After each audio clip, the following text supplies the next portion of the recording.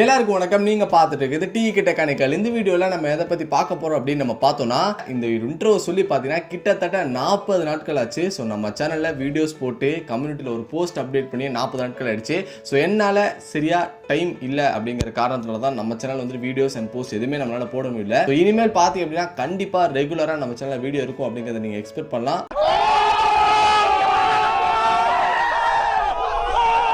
அந்த அளவுக்கு கண்டிப்பா நானும் போட ட்ரை பண்றேன். இன்னைக்கான வீடியோ கண்டென்ட் என்ன அப்படின்னு சொல்லிட்டு கேட்டீங்கன்னா, எஸ் கொஞ்ச நாளைக்கு முன்னாடி விண்டோஸ் தரப்புல இருந்து பாத்தீங்க அப்படின்னா விண்டோஸ் 11 அப்படிங்கிற ஆப்ரேட்டிங் சிஸ்டம் லான்ச் பண்ணாங்க. அது நம்மள எல்லாருக்குமே தெரியும். அந்த சமயத்துல நம்ம சேனல்லையும் ஒரு வீடியோ போட்டிருப்போம். ஸோ என்ன அப்படின்னா, இப்போதைக்கு விண்டோ 11 யாருமே போடாதீங்க. அதுல நிறைய பக்ஸ் அண்ட் எரர்ஸ் இருக்கு. ஸோ அதை அவங்க ஃபிக்ஸ் பண்ணி அப்டேட் விட்டதுக்கு அப்புறம் நம்ம வந்துட்டு போட்டுக்கலாம் அப்படிங்கிற மாதிரி சொல்லியிருந்தேன். ஸோ அப்போ விண்டோ 11 லான்ச் ஆகும்போது இப்போ நிறைய அப்டேட்ஸ் கொடுத்து சில ப்ராப்ளம் எல்லாமே ஆப்டிமைஸ் பண்ணி நீட்டா வச்சிருக்காங்க அப்படின்னு தான் சொல்லும். இன்னும் சில விஷயங்கள் அவங்க சேஞ்ச் பண்ணிட்டாங்க அப்படின்னா விண்டோஸ் 11 எல்லாருமே யூஸ் பண்ற மாதிரி தான் இருக்கும். ஸோ நிறைய பேருக்கு இன்னொரு டவுட் இப்போவே கேட்க ஆரம்பிச்சிருப்பீங்க. ஸோ என்ன அப்படின்னா, ப்ரோ விண்டோ 10ல இருந்து விண்டோ 11 நான் மாற்றும் போது என்கிட்ட இருக்கிற லோக்கல் டிஸ்க் சீல இருக்கிற எல்லா டேட்டாவும் லாஸ் ஆகிடுமா, அதாவது போயிடுமா அப்படின்னு சொல்லிட்டு நிறைய பேருக்கு டவுட் இருக்கும். நம்ம இந்த வீடியோவில் உங்கள் லோக்கல் டிஸ்க் சி ஆகட்டும், டி ஆகட்டும், இ ஆகட்டும், ஏன் கம்ப்யூட்டர் எப்படி என்னென்ன ஆப்லாம் என்னென்ன சாஃப்ட்வேர்ஸ்லாம் நீங்கள் வந்து இன்ஸ்டாலில் வச்சிருக்கீங்களோ ஸோ அது அப்படியே தான் இருக்கும். அப்படியே விண்டோ 10ல இருந்து விண்டோ 11க்கு உங்களால் ஈஸியாக வந்துட்டு அப்கிரேட் ஆக முடியும். ஸோ அது எப்படி அப்படிங்கிறத நம்ம இந்த வீடியோவில் பார்க்க போகிறோம். நீங்க ஒரு லேப்டாப் ஒரு சிஸ்டம் வச்சிருக்கீங்க, விண்டோ 10ல இருந்து விண்டோ 11க்கு போகணும்னு ஆசைப்படுறீங்க, பட் எந்த ஒரு டேட்டாவும் போகாம நான் அப்கிரேட் பண்ணணும்னு ஆசைப்பட்டீங்கன்னா கண்டிப்பா இந்த வீடியோ உங்களுக்காக தான். இந்த வீடியோ ஸ்கிப் பண்ணாம முழுமையா பாருங்க, கண்டிப்பா உங்களுக்கு ரொம்பவே யூஸ்ஃபுல்லா இருக்கும். ஸோ அதுக்கு முன்னாடி நம்ம சேனலுக்கு யாரும் சப்ஸ்கிரைப் பண்ணாம பார்த்துட்டு இருந்தீங்கன்னா கீழே கட்களை சப்ஸ்கிரைப் பண்ணணும், பக்கத்துல இருக்க பெல் ஐக்கனும் கிளிக் பண்ணிக்கோங்க. சரி வாங்க இப்போ வீடியோக்குள்ளார போலாம்.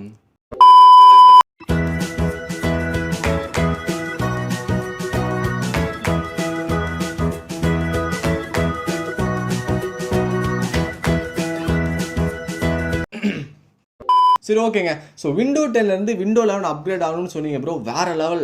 ஆனால் எப்படி டேட்டா லாஸ் ஆகாமல் எப்படி நம்மளால அப்கிரேட் பண்ணுறது அப்படின்னு சொல்லிட்டு கேட்டிங்கன்னா ரொம்பவே சிம்பிள் தான். எந்த ஒரு ஃபேக்கான விஷயங்களும் நான் இந்த இடத்துல சொல்ல போகிறது கிடையாது. ரொம்பவே சிம்பிளான மெத்தட் தான். ஸோ அதுக்கு ஃபஸ்ட்டு உங்களோட லேப்டாப் ஆர் பிசியில் TPM அப்படிங்கிற ஒரு விஷயம் எனேபிள் இருக்கா இல்லையா அப்படிங்கிறத செக் பண்ணிக்கோங்க. ஸோ அது எப்படி செக் பண்ணணும் அப்படின்னா, விண்டோ +R அமுத்துறது மூலிமா ரன் கமாண்டுக்கு போயிட்டு ஸோ அங்கே போயிட்டு TPM.msc இப்படின்னு டைப் பண்ணாலும் சரி, இல்லை ஸ்டார்ட் மெனுவில் போயிட்டு TPMனு சர்ச் பண்ணாலே செக்யூரிட்டி ப்ராசஸர் அப்படின்னு சொல்லிட்டு ஒரு விஷயம் வரும். ஸோ அதுக்குள்ளே போனீங்கனாலே TPM எனேபிள் இருக்கா டிசேபிள் இருக்கான்னு உங்களுக்கே தெரிஞ்சிடும். ஸோ எப்படி ப்ரோ அதை கண்டுபிடிக்கிறது அப்படின்னு சொல்லிட்டு கேட்டிங்கன்னா, ஸோ TPM வெர்ஷன் அப்படின்னு சொல்லிட்டு ஏதாவது வெர்ஷன் அவங்க அப்டேட் பண்ணியிருந்தாங்க அப்படின்னா உங்க சிஸ்டமில் இருந்துச்சு அப்படின்னா பிரச்சனை இல்லை, அது எனேபிளில் தான் இருக்குது. பட் எந்த ஒரு வெர்ஷனும் அந்த இடத்துல மென்ஷன் ஆகலை அப்படின்னா ஸோ TPM அப்படிங்கிற ஒரு விஷயத்தை நீங்கள் எனேபிள் பண்ணுற மாதிரி இருக்கும். ஸோ எதுக்கு ப்ரோ இந்த விஷயத்தை எனேபிள் பண்ணணும் அப்படின்னு சொல்லிட்டு கேட்டிங்கன்னா, ஸோ நார்மலாக விண்டோ 10 யூஸ் பண்ணுறவங்க எல்லாருக்குமே விண்டோ 11 அப்டேட் வந்தால் பிரச்சனையே கிடையாது. அவங்க ஈஸியாக அப்டேட் பண்ணி விண்டோ 11 தாராளமாக யூஸ் பண்ணலாம். ஸோ எந்த ஒரு டேட்டாவும் போக போகிறதும் கிடையாது. பட் எனக்கு இன்னும் அப்டேட் வரல ப்ரோ, ஆனால் நான் விண்டோ 11 யூஸ் பண்ணணும் ப்ரோ அப்படிங்கிறவங்களுக்காக தான் இந்த ஒரு மெத்தடு.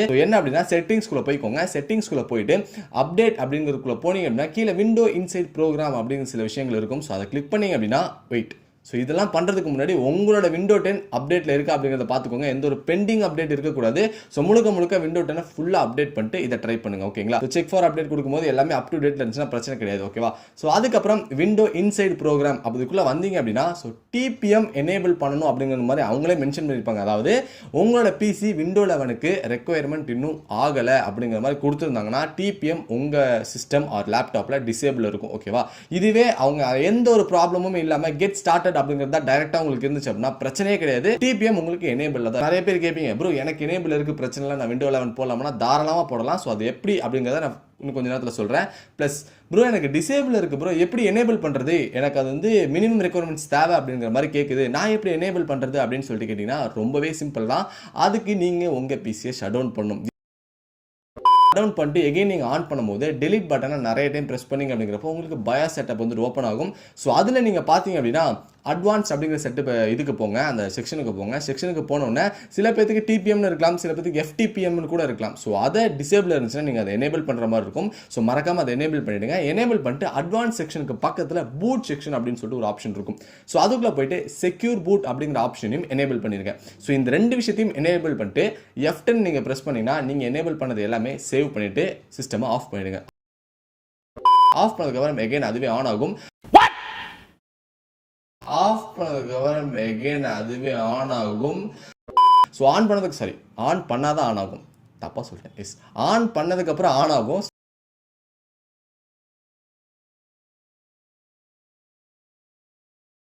ஸோ ஆன் ஆனதுக்கப்புறம் நீங்கள் உள்ளே வந்தீங்கன்னா ஸோ இப்போது நீங்கள் ரன் கமாண்டில் tpm.mscன்னு போட்டாலும் சரி உங்களுக்கு டிபிஎம் வெர்ஷனுக்கு பக்கத்தில் ஒரு வெர்ஷன் மென்ஷன் இருக்கும். ஸோ அதுதான் 2.0 அப்படிங்கிறது மென்ஷன் இருக்கும். இல்லை அப்படின்னா ஸ்டார்ட் மெனுலையும் போயிட்டு டிபிஎம்னு சர்ச் பண்ணிங்க அப்படின்னா செக்யூரிட்டி ப்ராசஸர்னு ஒன்று இருக்கும். ஸோ அதை கிளிக் பண்ணும்போது பார்த்தீங்க அப்படின்னா உங்களுக்கு டிபிஎம் வெர்ஷனும் அங்கே அலோகேட் ஆயிருக்கும். ஸோ இது அலோகேட் ஆகிறது மூலியமா எஸ் ஸோ நீங்கள் உங்கள் பிசி ஆர் லேப்டாப்பில் விண்டோ 11 போடுறதுக்கான முழு தகுதியும் இருக்குது அப்படிங்கிற மாதிரி உங்களுக்கு அஃபிஷியலாக வந்த மாதிரி ஆயிரும்.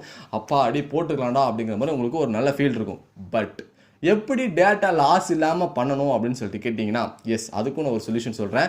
ரொம்பவே சிம்பிள். நம்ம ஒரு ஆப்ரேட்டிங் சிஸ்டம்லேருந்து இன்னொரு ஆப்ரேட்டிங் சிஸ்டம் போகிறோம் அப்படின்னா கண்டிப்பாக எல்லா டேட்டாஸும் அதாவது லோக்கல் டிஸ்க் சீல இருக்கிற எல்லா டேட்டாஸும் எரர் ஆகிடும். அண்ட் தென் அன்இன்ஸ்டாலும் ஆகிடும். எதுவுமே இன்ஸ்டாலும் இருக்காது அப்படிங்கிறது நம்ம எல்லாருக்குமே தெரியும். அது விண்டோ 7லேருந்து விண்டோ 8 போகிறதாகட்டும், விண்டோ 8லேருந்து விண்டோ 10 போகிறதாகட்டும், எல்லா இதுலேயும் நடக்குது. விண்டோ 10லேருந்து விண்டோ 11 போட்டாலே அதான் நடக்கும்.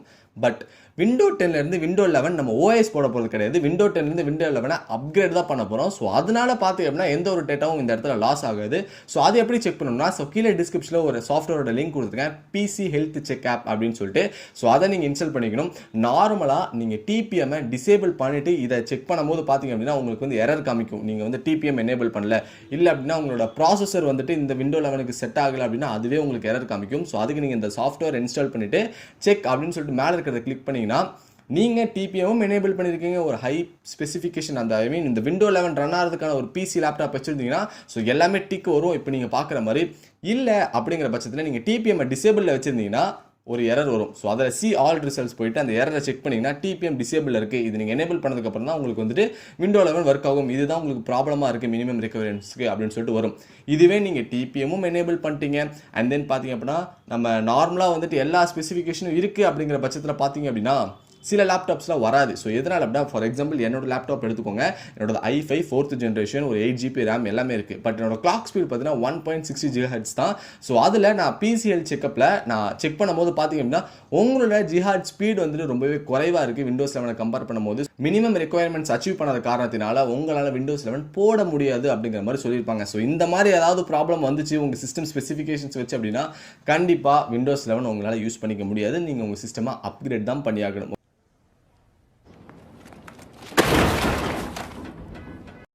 ஓகேவா? ஸோ இது எல்லாமே பிரச்சனை இல்லை, எனக்கு எல்லாமே டிக் தான் வந்துருச்சு ப்ரோ. டிபிஎம் மட்டும் இந்த ஒரு ப்ராப்ளம் இருக்குன்னா அதையும் எனேபிள் பண்ணி செக் பண்ணிங்கன்னா எல்லாமே டிக் அப்படின்னு சொல்லிட்டு வந்துருச்சுன்னா சூப்பர். நீங்கள் விண்டோ 11க்கு பக்காவாக நீங்கள் வந்துட்டு உங்கள் சிஸ்டமில் போடலாம் அப்படிங்கிற மாதிரி ஒரு நோட்டிஃபிகேஷன் மாதிரி தான் அது. ஓகே, அப்புறம் ஸோ கீழே டிஸ்கிரிப்ஷனில் ரெண்டாவதாக ஒரு லிங்க் கொடுத்துருப்பேன். ஸோ டவுன்லோட் விண்டோஸ் 11 அப்படின்னு சொல்லிட்டு அந்த லிங்க்குள்ளே போயிட்டு டவுன்லோட் பண்ணிக்கோங்க மறக்காமல் உங்கள் விண்டோஸ் 11.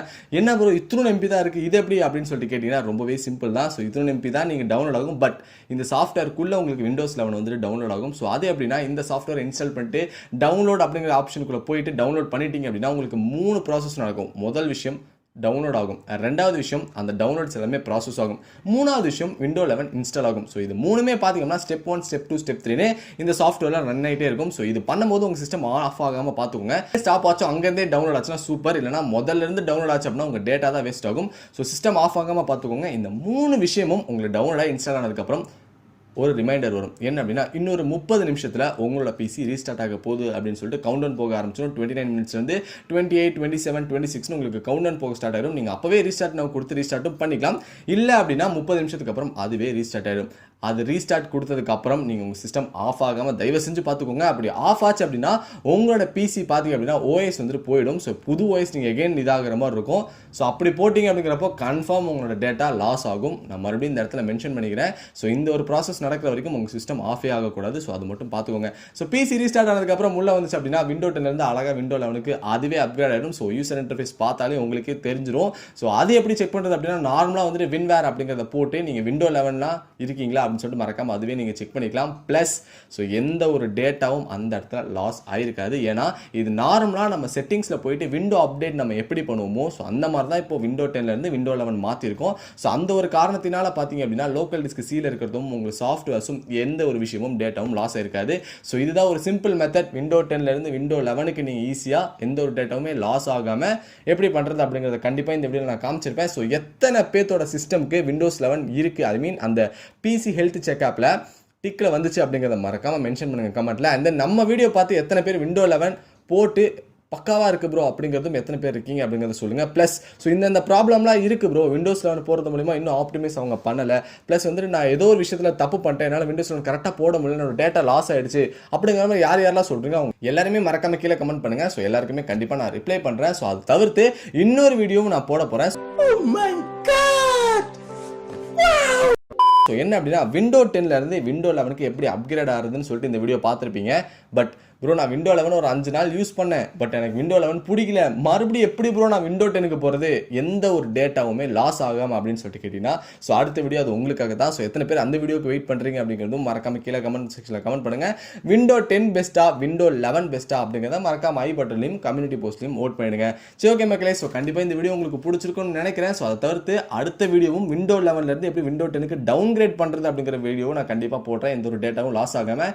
ஸோ கண்டிப்பாக அந்த வீடியோக்கும் வெயிட் பண்ணுங்கள். ஸோ இந்த வீடியோ உங்களுக்கு பிடிச்சிருந்துச்சுன்னா மறக்காம லைக் பட்டனை கிளிக் பண்ணி லைக் பண்ணிக்கோங்க. அண்ட் தென் இந்த வீடியோ மறக்காம உங்க பிசி நண்பர்கள் எல்லாருக்குமே மறக்காம ஷேர் பண்ணிங்கன்னா கண்டிப்பாக யாருக்காவது ஒருத்தருக்காவது இந்த வீடியோ கண்டிப்பாக யூஸ்ஃபுல்லாக இருக்கும். ஸோ மறக்காம ஷேர் பண்ணிருங்க. ஸோ இந்த வீடியோ பார்த்துக்கு மிக்க மிக்க நன்றி. வெயிட், அதுக்கு முன்னாடி ஸோ நம்ம சேனலுக்கு யாருமே சப்ஸ்கிரைப் பண்ணால் கீழே இருக்க சப்ஸ்கிரைப் பண்ணணும், பக்கத்தில் இருக்க பெல் பட்டனும் கிளிக் பண்ணிக்கோங்க.